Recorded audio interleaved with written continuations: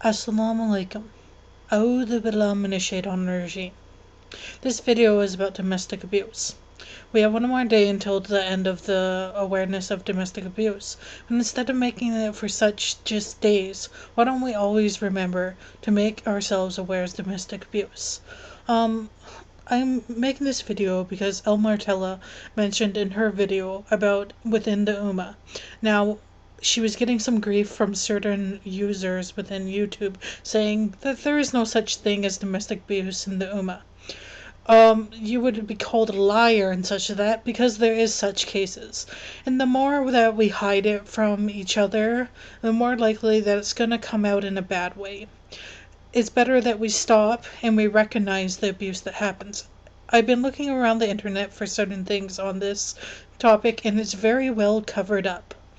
But what I have found, imams and people have made very valid points. Their valid points and made and such was, what if in a family that the domestic abuse goes so far that the other person who is being abused is killed, and then the said person who is the abuser goes to jail? What if they have children, and what if those children are sent to a non-Muslim foster home?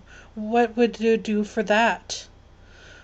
So I think it's best that if a sister or a brother who is being verbally, physically, or emotionally abused, that they should go to their local imam. They should tell their brothers and sisters. They should seek help, because there is therapy.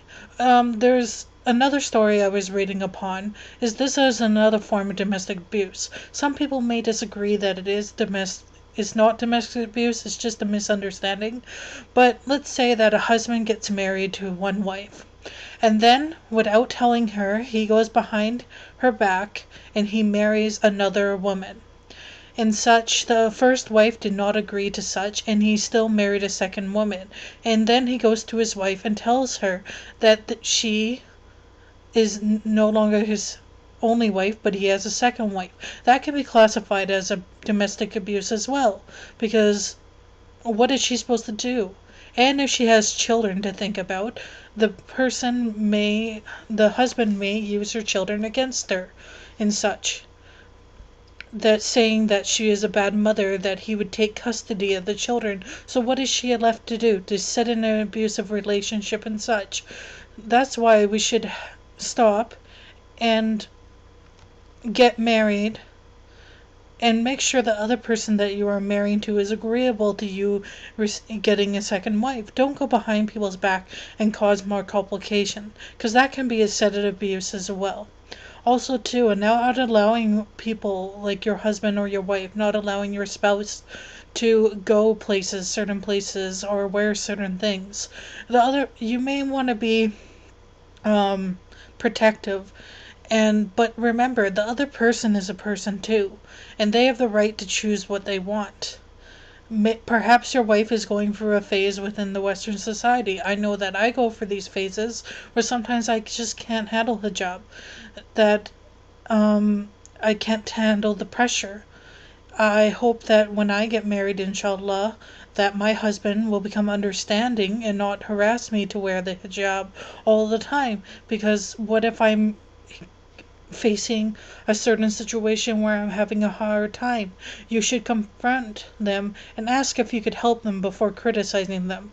Remember, criticism may be a key to trying and helping people along the way, but sometimes it's just not good, and sometimes the other person may take offense to it, and such it may be labeled as abuse by verbally and emotionally. Also too, we're going to touch on sexual abuse. There is sexual abuse within marriage. I know a lot of people saying, well, you can't rape your wife, or you can't rape your husband. That is not true. You can rape them. No means no.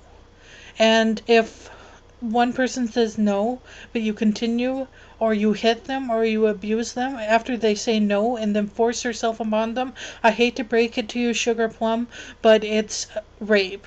And it is possible. And lots of people think that rape is only possible within a man and a woman.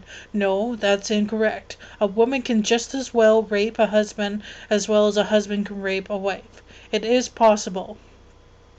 So I thought I'd just touch up on those things. I had gonna link a nice site that I found on domestic violence.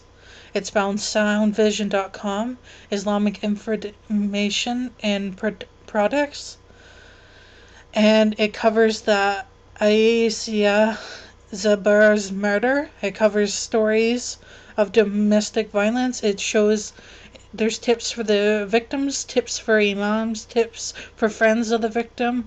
So you can also, by just being a friend and knowing of the situation, help that person out by finding places around you. Maybe you don't have a strong ummah around you, that you don't have a good Muslim community, that you may not even have a masjid. You may have friends that are close by to you, or Muslims. You can go to them and seek help. There's always someone around.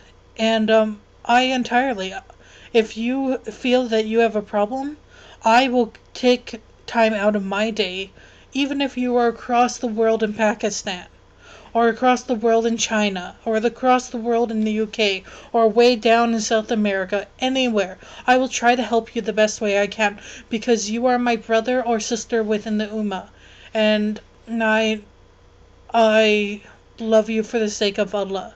So in such and that, I hope this is a very information that has been passed on. I hope you all have learned from it.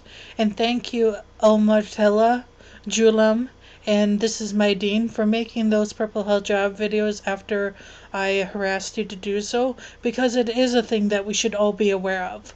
And for those people that were giving grief to the sisters about talking about it within our society, suck it up, because it is a reality and we need to face it. Because if we don't face it, we're just making ourselves look bad. We're already under the microscope of media already. Do we really want to be so sinister that we have to cover up our flaws? Islam is perfect, but Muslims aren't perfect. And we do have flaws. But the only way that we can help ourselves is by coming forward. So inshallah, I pray and make dua to those who are being victims to such crimes to have the courage to at least let someone know who will care. And even if you have no Muslim society, you can always go to your local society and just say, not everyone's going to be judgmental and just say, oh, it's because you're a Muslim that you chose this. No, people are going to try to help you, because everyone knows that humans aren't perfect and we all have flaws. So please seek out help, please. And I hope everyone has learned from this video. Assalamu alaikum and peace out.